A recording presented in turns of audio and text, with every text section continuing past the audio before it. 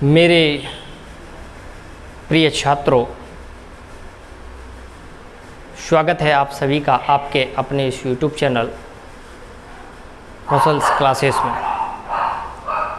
तो बच्चों, आज के इस वीडियो में मैं आपको प्रश्नावली 1.2 का प्रश्न नंबर 3 को सॉल्व कराऊंगा। तो बच्चों, प्रश्न नंबर 3 में 3 प्रश्न दे रखे हैं जिनको हम एक एक करके सॉल्व करेंगे। तो सबसे पहले हम प्रश्न नंबर 3 का पहला प्रश्न सॉल्व करेंगे। तो बच्चों, पहले तो आप प्रश्न को ध्यान से देखिएगा। तो अगर क्वेश्चन आपको समझ आए तो आप वीडियो को लाइक और शेयर ज़रूर कीजिएगा, और अगर आप इस वीडियो को पहली बार देख रहे हैं तो आप हमारे चैनल को सब्सक्राइब ज़रूर कीजिएगा। तो चलिए चलते हैं और प्रश्न नंबर 3 का जो पहला प्रश्न है वो सॉल्व करते हैं।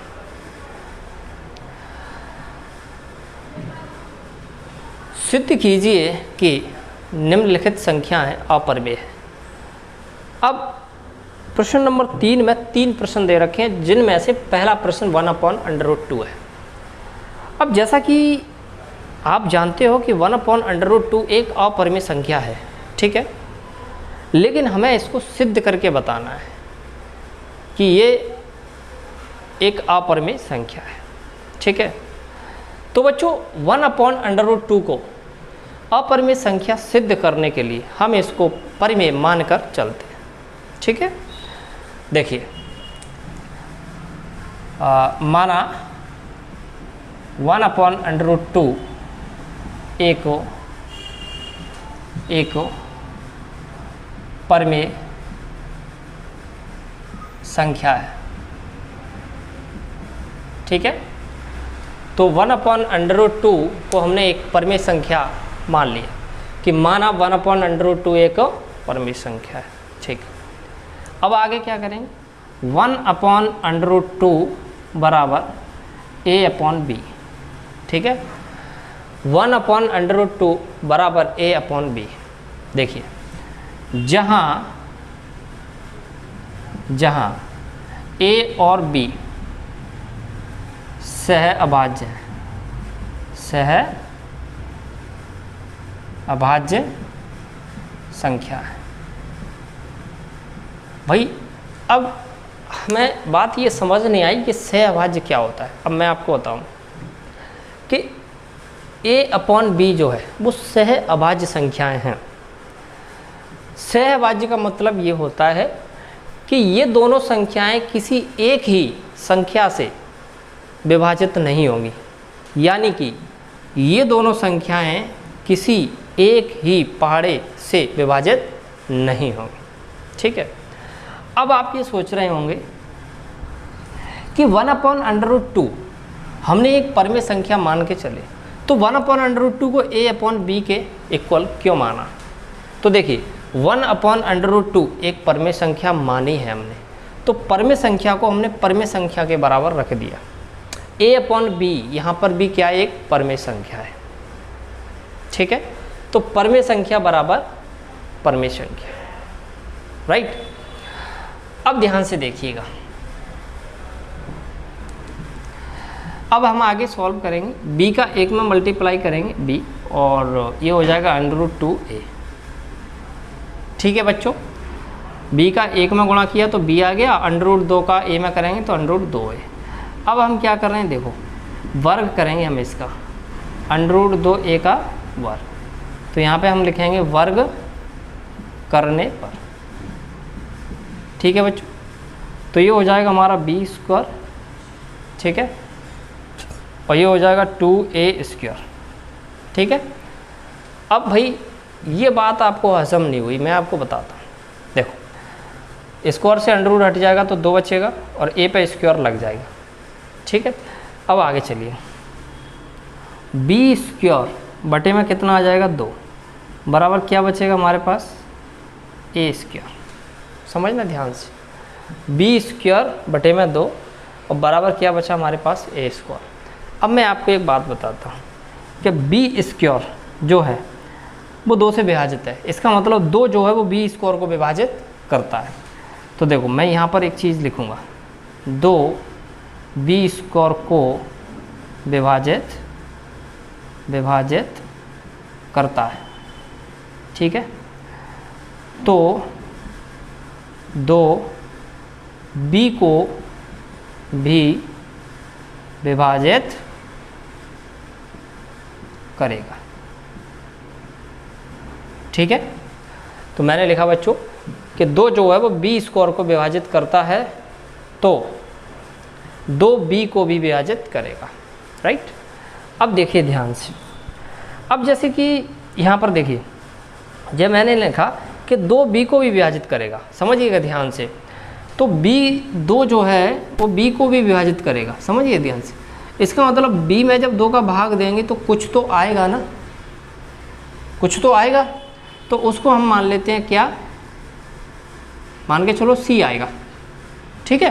तो वही चीज़ मैं यहाँ पर लिख रहा हूँ, तो b अपॉन यहाँ पे हम लिख भी सकते हैं, माना b/2 बराबर c, यानी कि b में जब 2 का भाग दिया तो कितना आया, c। और मैं यहाँ पर लिख देता हूँ c कुछ भी हो सकता है, ठीक है, कुछ भी मतलब कोई भी संख्या हो सकती है। मैं लिख सकता हूँ यहाँ पे जहाँ c एक क्या है भाई, पूर्णांक है, ठीक है बच्चों, जहाँ c एक पूर्णांक है। अब आगे मैं चलता हूँ वहाँ पे, तो b बराबर ये हो जाएगा 2c, ठीक है, b बराबर 2c, 2 को इधर पहुँचा दिया, b बराबर 2c। अब इधर देखिए b बराबर 2c, अब मैं यहाँ पे लिखता हूँ वर्ग करने पर, ठीक है बच्चों। तो इसका मतलब इसका वर्ग कर दिया और इसका भी वर्ग, तो ये हो जाएगा b² बराबर 2 का स्क्वायर 4 और c पे स्क्वायर लग जाएगा, ठीक है बच्चों, 2 का स्क्वायर 4 और c पे स्क्वायर लग जाएगा। अब आगे देखिए, मैं कह रहा हूँ कि देखो इसको चाहो तो समीकरण नंबर 1 नाम दे दो, ठीक है बच्चों। अब देखिए ध्यान से, b² की जो वैल्यू है वो कितनी है, 2a², ठीक है, b² की जो वैल्यू है वो कितनी है, 2a²। तो मैं b² की जगह पर लिख देता हूँ कितना, b² की जगह पर क्या लिख देता हूँ, 2a²। तो मैंने लिख दिया 2a² बराबर 4c², 2 दूनी 4, तो इसका मतलब a² बराबर 2c², इसका मतलब a² बटे में कितना आ जाएगा, 2 बराबर क्या, c²। इसका मतलब 2 जो है वो a² को विभाजित करता है, तो यहाँ पर मैं लिख दूँगा 2a² को विभाजित करता है, ठीक है बच्चों। तो 2a को भी विभाजित करेगा, ठीक है बच्चों। इसका मतलब समझिए ध्यान से, तो 2 जो है वो a को भी विभाजित करेगा, सॉरी, जो 2 जो है वो a को भी विभाजित करेगा। अब मेरी बात समझिएगा ध्यान से, इसको मैंने समीकरण नंबर 2 दे दिया। अब एक चीज़ समझना है बेटा आपको, क्या समझना है कि यहाँ पर b जो है वो 2 से विभाजित हो रहा है और यहाँ पर a जो है वो 2 से विभाजित हो रहा है। कहने का मतलब 2 से ये दोनों संख्याएं विभाजित हो रही हैं, तो ये तो गड़बड़ होगी भाई। क्यों? क्योंकि हमने तो ये माना था कि जो a और b है वो किसी भी संख्या से विभाजित नहीं है, लेकिन प्रश्न में तो देखिए ये दोनों संख्याएं 2 से विभाजित हो रही हैं। देखिए a भी 2 से विभाजित हो रहा है और b भी 2 से विभाजित हो रहा है। इसका मतलब हमने जो माना था वो गलत माना था, राइट। इसका मतलब हमने इसको परिमेय संख्या माना था, इसका मतलब ये परिमेय नहीं है, ये क्या है, अपरिमेय संख्या है, ठीक है।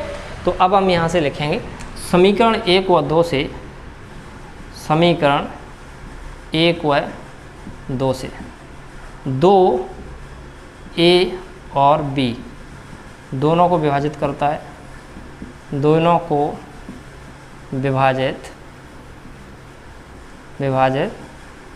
करता है, ठीक है बच्चों। अब 2a और b दोनों को विभाजित करता है, ठीक है। तो बस वही कंडीशन है।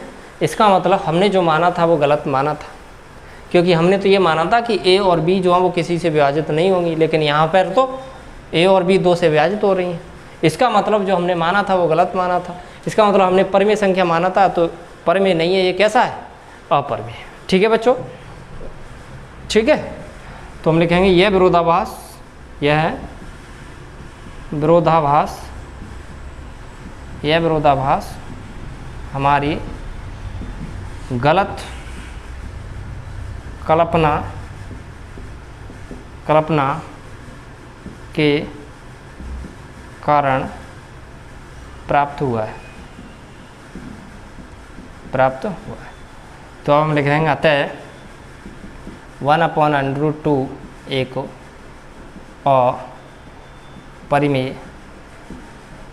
अपरिमेय संख्या है। ठीक है बच्चों, तो देखिए मैं इसको आपको एक बार और समझा देता हूँ, ठीक है, ध्यान से देखिए। सबसे पहले हमें सिद्ध क्या करना है कि 1/√2 एक परमेय संख्या है। कैसे सिद्ध करेंगे? देखिए, तो हम इसको मान के चलते हैं कि ये परमेय संख्या है, राइट। हमें ये सिद्ध करना है कि 1/√2 एक अपरमेय संख्या है, तो हम इसको परमेय मानकर चलते हैं। माना 1/√2 एक परमेय संख्या है। 1/√2 बराबर क्या माना? a/b, जहाँ a और b क्या है? सहभाज्य संख्या है। मतलब a और b किसी भी संख्या से विभाजित नहीं है। फिर हमने इसको सॉल्व किया, b का 1 में किया, √2 का इधर किया, फिर वर्क करने पर तो b का स्क्वायर किया, ये 2 और ये a स्क्वायर। अब 2 को इधर लेके आएंगे, इसका मतलब 2 b स्क्वायर को विभाजित करता है, 2 b स्क्वायर को विभाजित करता है, तो 2 b को भी विभाजित करेगा। ठीक है, तो 2 जो है जब b को विभाजित करेगा तो कुछ ना कुछ तो आएगा ही आएगा। ठीक है, अब समझिए ध्यान से। तो हमने मान लिया कि यहाँ पर जब b में 2 का भाग दिया तो c आया, जहाँ c एक पूर्णांक है, तो b बराबर फिर 2 इधर गया तो 2c हो गया। देन इसके बाद फिर वर्क कर दिया b स्क्वायर 2c का स्क्वायर, तो ये b स्क्वायर और ये हो गया 2 का स्क्वायर 4 और ये c स्क्वायर। b स्क्वायर की जगह पे हमने लिखा कितना? 2a square. b स्क्वायर की जगह पर 2a स्क्वायर, 2 से 2 दूनी 4, a स्क्वायर बराबर 2c स्क्वायर, इसको लेके आए a स्क्वायर अपॉन 2 बराबर c स्क्वायर। ठीक है बच्चों, अब देखिए इसका मतलब 2a स्क्वायर को विभाजित, यानी 2a स्क्वायर को विभाजित करता है, तो 2a को भी विभाजित करेगा। ठीक है, तो बस हमें यहाँ पर निष्कर्ष निकल गया कि 2 जो है वो a और b दोनों को विभाजित कर रहा है। ठीक है, देखो 2 यहाँ पर b को भी विभाजित करता है और 2 यहाँ पर a को भी विभाजित कर रहा है। इसका मतलब a और b दोनों को विभाजित कर रहा है कौन? 2।